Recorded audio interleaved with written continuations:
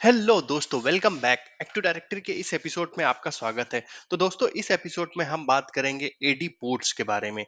ठीक है, active directory के पोर्ट्स के बारे में अभी तक हम सारा डिस्कशन करते आए हुए हैं और हमने देखा जो सर्विसेज काम कर रही हैं। ठीक है, सर्विसेज काम कर रही हैं जैसे डीएनएस सर्विस हो गई, हमारी करबरोज सर्विस हो गई, ठीक है, एलडैप सर्विस हो गई। ठीक है, तो ये सारी की सारी सर्विसेज किसी ना किसी पोर्ट पे काम करती हैं, किसी पोर्ट पे ये रिक्वेस्ट को एक्सेप्ट करती हैं। ठीक है, तो इन सारी चीजों को हम जानेंगे इस वीडियो में। ठीक है, तो चलते हैं, इस वीडियो को स्टार्ट करते हैं। तो दोस्तों, सबसे पहले हम बात कर लेते हैं, जैसे मान लीजिए हमें पोर्ट्स की जरूरत क्यों पड़ती है। ठीक है, सबसे पहला क्वेश्चन तो हमारे दिमाग में यही आता है। ठीक है, तो ये हमारा एक डोमेन कंट्रोलर है, DC01। ठीक है, अगर हमारा ये डोमेन कंट्रोलर किसी एक नेटवर्क में है, ठीक है, और ये दूसरा डोमेन कंट्रोलर किसी दूसरे नेटवर्क में है, ठीक है, बीच में फायरवॉल आ रही है। ठीक है, बीच में फायरवॉल आ रही है, वीलैन आ रहा है, ठीक है, वीलैन आ रहा है या कुछ भी आ रहा है जिसके थ्रू जो है हमें पोर्ट्स ओपनिंग की रिक्वेस्ट या पोर्ट्स ओपन रिक्वायर्ड है। ठीक है, तो ऐसी जगह पे हम पोर्ट्स ओपन करते हैं, एडी पोर्ट्स, यहाँ पर इस फायरवॉल पे। ठीक है, एडी पोर्ट्स हमें ओपन करवाने पड़ते हैं। ठीक है, करेक्ट। तो ये जो एडी पोर्ट्स ओपन होते हैं इस फायरवॉल पे होते हैं। ठीक है, अब यहाँ पे क्या होगा, ये हमारी हार्डवेयर फायरवॉल हो गई। ठीक है, हार्डवेयर फायरवॉल, ये विंडोज ऑपरेटिंग सिस्टम पे भी एक फायरवॉल होती है जिसको हम सॉफ्टवेयर फायरवॉल भी बोलते हैं। ठीक है, तो इस फायरवॉल पे भी हमारे पोर्ट्स ओपन होने चाहिए, हार्डवेयर फायरवॉल पे और सॉफ्टवेयर फायरवॉल पे। ठीक है, तभी ये कम्युनिकेशन यहाँ से यहाँ जा सकती है। ठीक है, एडी की कम्युनिकेशन यहाँ से यहाँ जा सकती है, मतलब कम्युनिकेशन अगर बोला तो रिप्लिकेशन हो गया। ठीक है, तो एडी में सब जनरली क्या होता है, हमारा रिप्लिकेशंस यूज होता है। ठीक है, रिप्लिकेशंस हो गया, ग्रुप पॉलिसीज का रिप्लिकेशंस हो गया, एडी यूजर्स का रिप्लिकेशंस हो गया, मतलब पूरा एक्टिव डायरेक्टरी का डेटाबेस रिप्लिकेट करता है from one DC to another DC. ठीक है, तो ये जो हमारे पोर्ट्स ओपनिंग, यहाँ पर कौन कौन से पोर्ट्स ओपन होने चाहिए, एडी पोर्ट्स, इनको एडी पोर्ट्स बोलते हैं। अब ये पोर्ट्स किस किस टाइप के होते हैं, कौन से पोर्ट्स होते हैं, ठीक है, और अम, इन सारी चीजों को हम जानते हैं चल के इस डायग्राम पे, सॉरी इस एक्सेल पे देखते हैं। ठीक है, तो एक्सेल, एक मैंने दोस्तों एक एक्सेल बना रखी है। ठीक है, आप इस एक्सेल पे देख सकते हो एडी पोर्ट्स के बारे में। ठीक है, कौन सा पोर्ट, ये जैसे हमारा हो गया 9389। ठीक है, ये हमारा टीसीपी पोर्ट होता है, एक्टिव डायरेक्टरी वेब सर्विसेज के लिए होता है। ठीक है, एक्टिव डायरेक्टरी वेब सर्विसेज के लिए होता है ये टीसीपी पोर्ट। 53 पोर्ट दोस्तों हमारा होता है टीसीपी यूडीपी के लिए। ठीक है, यहाँ पर आप प्रोटोकॉल नंबर भी देख सकते हो लिखा हुआ है। ठीक है, प्रोटोकॉल टीसीपी यूडीपी लिखा हुआ है, टीएनएस पोर्ट है ये 53। और ये किस काम के लिए पर्पज होता है, इसका पर्पज क्या है, यूजर एंड कंप्यूटर ऑथेंटिकेशन। ठीक है, name resolution, trust DNS. Trust DNS जब हम पढ़ेंगे तब मैं आपको बताऊंगा, बिना 53 पोर्ट ओपन कराए आप ट्रस्ट नहीं बना सकते हो। ठीक है, तो ये पोर्ट हमारा यूज होता है। ठीक है, 88 हमारा कर्बरोस के लिए होता है, यूजर कंप्यूटर ऑथेंटिकेशन। ठीक है, फॉरेस्ट लेवल ट्रस्ट कर्बरोस में यूज किया जाता है। ठीक है, और 123 मैंने अभी रिसेंटली इसका वीडियो पढ़ाया था आपका, विंडोज टाइम के लिए यूज होता है। ठीक है, 135 हमारा आरपीसी के लिए यूज होता है, रिप्लिकेशन। ठीक है, रिप्लिकेशन रिमोट प्रोसीड्यूरर कॉल बोलते हैं इसको। ठीक है, 137 नेट बायोस सर्विस नेम के लिए यूज होता है। ठीक है, user and computer authentication, net BIOS. जब हम दोस्तों लॉगिन करने के, मैंने आपको दो प्रोसेस बताए हैं। ठीक है, एक होता है लॉगिन करने का हमारा प्रोसेस, नेट बायोस हम लिखते हैं। ठीक है, इस पे लिख देता हूँ, यहाँ पे ज्यादा सही, नेट बायोस नेम लिखते हैं डोमेन का। ठीक है, net BIOS name slash user name. ठीक है, ये एक तरीका होता है लॉगिन करने का, और दूसरा होता है यूजर नेम @ डोमेन नेम। ठीक है, ठीक है, दूसरा तरीका ये होता है। तो नेट बायोस वाला यहाँ पर ये यूज होता है 137। ठीक है, करेक्ट। तो ये आपको समझ में आ गया। 138 हमारा होता है दोस्तों डीएफएस के लिए, डिस्ट्रीब्यूटेड फाइल सर्विसेज के लिए, ग्रुप पॉलिसी के लिए, डीएफएसएन के लिए, नेट लॉग ऑन के लिए, नेट बायोस के लिए। ठीक है, 139 हमारा दोस्तों यूज होता है ऑथेंटिकेशन एंड रिप्लिकेशन के लिए।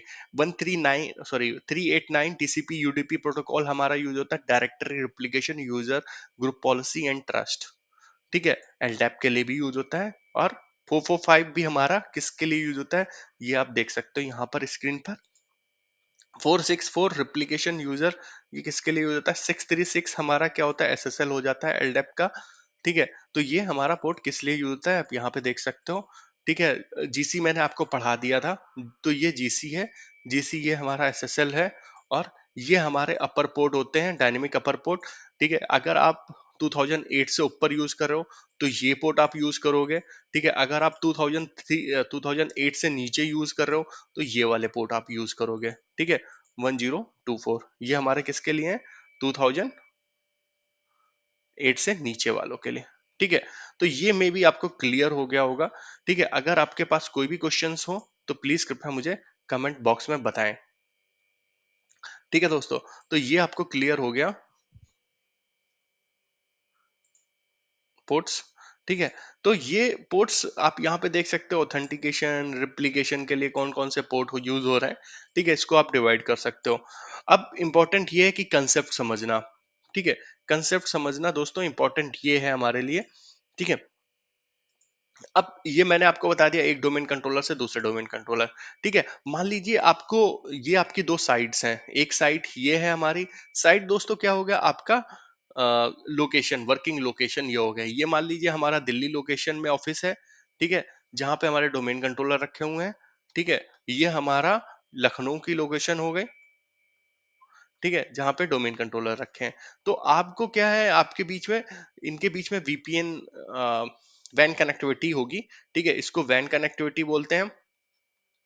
और इसके अंदर की कनेक्टिविटी ये मान लीजिए लैन है हमारी, ये लैन है। ठीक है, ये लैन है। तो ये वैन हो गई, ये लैन हो गई। अब हमें क्या है कि लैन में भी आप हो सकता है, लैन मान लीजिए ये रिक्वायरमेंट हमारी लैन की है। ठीक है, ये रिक्वायरमेंट हमारी लैन की है। लैन में मैंने वही बताया, अगर मान लीजिए इसके बीच में कोई फायरवॉल है, कभी कभी क्या होता है लैन में भी फायरवॉल यूज करते हैं ड्यू टू सिक्योरिटी रीजंस की वजह से। ठीक है, तो तब भी आपको फायरवॉल पोर्ट्स ओपन करवाने हैं। ठीक है, तो ये जो फायरवॉल पोर्ट्स जो ना, आप नेटवर्क टीम या फायरवॉल टीम उनसे, सिक्योरिटी टीम से चेक करवा सकते हो कि कहाँ पे पोर्ट्स ओपन होने हैं। ठीक है, और ये हो गया हमारा, यहाँ पर भी हमारे एडी पोर्ट्स ओपन हो जाएंगे। ठीक है, एडी पोर्ट्स हमारे ओपन करवाने पड़ेंगे यहाँ पर। ठीक है, और तो दोस्तों अब ये क्वेश्चन उठता है यहाँ पर कि इन एडी पोर्ट्स की डायरेक्शन क्या होगी। ठीक है, तो यहाँ पर जब हम बिटवीन डोमेन कंट्रोलर ओपन कराते हैं तो बोथ साइड हमारे पोर्ट्स होने चाहिए, यानी इनबाउंड और आउटबाउंड। ठीक है, इस पे भी मैं आपको भी आगे एक्सेल पे मैं आपको दिखा देता हूँ। ठीक है, और फिर साथ में आपके क्लाइंट्स होंगे, यहाँ पर कुछ क्लाइंट मशीन भी होंगी। ठीक है, क्लाइंट मशीन भी होंगी। ठीक है, जो मतलब विंडोज 10 हो गई। ठीक है, क्लाइंट मशीन यहाँ पे भी होंगी हमारी। ठीक है, विंडोज 10 वर्क स्टेशंस। ठीक है, तो इनके लिए भी आपके पोर्ट्स ओपन होने चाहिए। ठीक है, तो ये हमारा जो इनबाउंड होता है। ठीक है, आप यहाँ पे देख सकते हो, मैंने एक्सेल में इसको भी बना के रखा हुआ है। ठीक है, यहाँ पर जो पोर्ट्स होने चाहिए बिटवीन डोमेन कंट्रोलर। ठीक है, हमें क्या है, सोर्स है, डेस्टिनेशन है और एडी पोर्ट्स है। ठीक है, सोर्स में हमारे क्या हो गए, डोमेन कंट्रोलर। और डेस्टिनेशन में सारे डोमेन कंट्रोलर। और उनके बीच में पोर्ट्स ओपन होने चाहिए। ठीक है, एडी पोर्ट्स। ठीक है, और यहाँ पर सोर्स में हमारे क्या हो गया, एनी क्लाइंट होना चाहिए। और इसकी डायरेक्शन क्या हो गई, टू डेस्टिनेशन क्या है, डोमेन कंट्रोलर और एडी पोर्ट्स ओपन होने चाहिए। ठीक है, तो ये हमारा हो गया। ये आपको समझ में आ गया, ये इनबाउंड है। ये इनबाउंड और आउटबाउंड दोनों है। ठीक है, तो ये आपको क्लियर हो गया। ठीक है, अगर आपके कोई भी क्वेश्चंस हो तो प्लीज कृपया मुझे कमेंट बॉक्स में बताएं।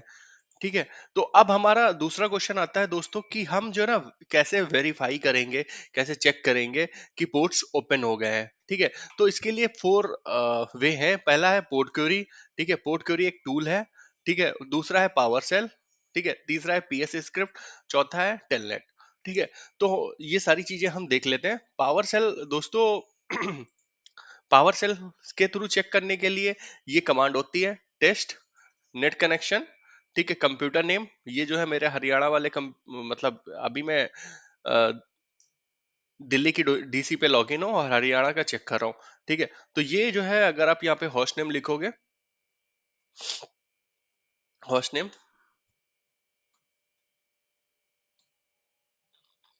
ठीक है, तो मैं, ये आ गया हमारा दिल्ली का टीसी है। ठीक है, उसका आईपी है 007 है इसका आईपी। ठीक है, तो यहां से मैं चेक कर रहा हूँ किसका, ये देखिए सोर्स यहाँ पे लिख के आ रहा है 007, और डेस्टिनेशन क्या है हमारा, ये है। ठीक है, 006 हमारा क्या है, वहां का है। तो ये कमांड बिल्कुल सिंपल है, net test net connection computer name और पोर्ट नंबर। ठीक है, आप इसको एंटर करोगे तो आपको रिजल्ट मिल जाएगा यहाँ पर। ठीक है, तो ये आप इससे थ्रू भी आप सारे पोर्ट्स चेक कर सकते हो, बट ये लंदी प्रोसेस है एक एक करके चेक करना। ठीक है, दूसरा हम क्या देख लेते हैं, पोर्ट क्यूरी। दोस्तों पोर्ट क्यूरी ये है पोर्ट क्यूरी। ठीक है, यहाँ पर आप आईपी डालोगे, आईपी क्या था हरियाणा का, 00, हरियाणा वाले डोमेन कंट्रोलर का ये आईपी है। मैं इसको यहाँ पे डाल देता हूँ पोर्ट क्वेरी में। ठीक है, इसमें एक अच्छा तरीका ये है डोमेन एंट्रेंस, इसमें थोड़े से पोर्ट कम चेक होते हैं। ठीक है, बट आप एक एक करके वेरीफाई कर सकते हो, ये टाइम लेगा। ठीक है, 135, या फिर आप मैनुअली चेक कर सकते हो एक एक पोर्ट की डिटेल यहाँ पे डाल के। ठीक है, तो इसमें दो तरीके हैं चेक करने के लिए। तीसरा तरीका क्या है दोस्तों, टेलनेट। टेलनेट मैं वो भी आपको बता देता हूँ। टेलनेट क्या हो गया हमारा, यहाँ पर हमने आईपी पेस्ट किया और 88 पोर्ट डाल दिया, तो ये टेलनेट इससे थ्रू पोर्ट चेक हो गया। ठीक है, अब इसमें यूडीपी चेक नहीं हो पाता टेलनेट में, तो यूडीपी पोर्ट आपका पोर्ट क्वेरी चेक कर लेगी। ठीक है, दूसरा एक और मैंने एक स्क्रिप्ट बनाई हुई है। ठीक है, उसके थ्रू भी आप, वैसे मैंने स्क्रिप्ट ये इंटरनेट से निकाली है, बट इसको थोड़ा सा मॉडिफाई किया है अपने हिसाब से। ठीक है, तो स्क्रिप्ट मेरी दोस्तों यहाँ पे है, ये है स्क्रिप्ट पड़ी हुई है एडी पोर्ट्स के नाम से। ठीक है, सी ड्राइव में एडी पोर्ट्स के नाम से स्क्रिप्ट पड़ी हुई है। ठीक है, इस स्क्रिप्ट को रन कराने के लिए आपको ये लोकेशन यहाँ से कॉपी करना पड़ेगा। ठीक है, पावर सेल ओपन करने के बाद, और यहाँ पर सीडी, ये लोकेशन आप यहाँ पे पेस्ट कर दो। ठीक है, तो ये हम लोकेशन पे पहुंच गए हैं। अब हम इस स्क्रिप्ट को ओपन कर लेते हैं, PS1। ठीक है, स्क्रिप्ट को ओपन करेंगे तो यहाँ पर ये स्क्रिप्ट पूरे फॉरेस्ट में, इस फ्रॉम दिस डोमेन कंट्रोलर जहां से मैं स्क्रिप्ट रन कर रहा हूँ, ठीक है, तो ये सबके बीच में पोर्ट बता देगी ओपन, कि कौन कौन से पोर्ट ओपन है। ठीक है, आप ये देखिए अभी अभी हरियाणा वाला बता रही हूँ, हरियाणा वाले का आईपी क्या है जो मैं अभी रन कर रहा था। फिर उसके बाद हरियाणा में दो डोमेन कंट्रोलर है, दूसरे का बताएगी, फिर उसके बाद तीसरे का बताएगी। ठीक है, जैसे इसमें ये है 326869, जो वहां पे क्लोज है, टर्न ऑफ है। ठीक है, मे भी हो सकता है वहां पे जीसी ना पड़ा हो। ठीक है, ग्लोबल कैटलॉग नहीं होगा, तो वो पोर्ट अलाउड नहीं दिखाएगा। ठीक है, तो ये जो ना प्रोसेस है थ्रू जिसके आप कर सकते हो, आप वेरीफाई भी कर सकते हो क्यों नहीं दिख रहा है, अगर सर्विसेज पड़ी हुई है और तब भी वो पोर्ट नहीं दिख रहा है। ठीक है, अगर सर्विस नहीं हुई, जस्ट सपोज मान लीजिए इसके ऊपर डीएनएस सर्विस नहीं है। ठीक है, रिस्पॉन्स कौन करती है, सर्विस रिस्पॉन्स करती है। ठीक है, आपने पोर्ट तो ओपन कर दिया, बट रिक्वेस्ट जाएगी सर्विस के पास, सर्विस रिस्पॉन्स करती है। करेक्ट, तो ये आप देख सकते हो, यूपी के भी डोमेन कंट्रोलर जो है मेरा, उसके भी पोर्ट ओपन आ गए। ठीक है, यहाँ पे भी पोर्ट ओपन आ गए, यहाँ पे भी पोर्ट ओपन आ गए। ठीक है, ठीक है, तो ये जो 326869 जो क्लोज दिखा रहा है, वो हम चेक कर लेंगे। अब ये पोर्ट क्यूरी भी हमारा रन हो गया है ऑलमोस्ट। ये पोर्ट क्यूरी का रिजल्ट देख सकते हो यहाँ पे, जिसके लिए मैंने रन किया है वो लिसनिंग लिख के आ रहा है। फिल्टरिंग का मतलब होता है कि ओपन नहीं है। ठीक है, लिसनिंग का मतलब है पोर्ट लिशन है। ठीक है, यहाँ पे देख सकते हो लिसनिंग। ठीक है, तो ये जो ना तरीका होता है पोर्ट चेक करने का, तो होपफुली आपके सारे डोमेन कंट्रोलर के बीच में, डोमेन कंट्रोलर आपस में जरूर कम्युनिकेट करनी चाहिए, चाहे वो किसी भी डोमेन का हो, किसी भी, बट फॉरेस्ट के अंदर, एक फॉरेस्ट के अंदर जितने भी डोमेन कंट्रोलर हैं उनके आपस में पोर्ट ओपन जरूर होना चाहिए। ठीक है, आशा करता हूँ ये वीडियो आपको समझ में आ गया होगा। अगर आपके कोई भी क्वेश्चंस हैं तो प्लीज कृपया मुझे कमेंट बॉक्स में बताएं।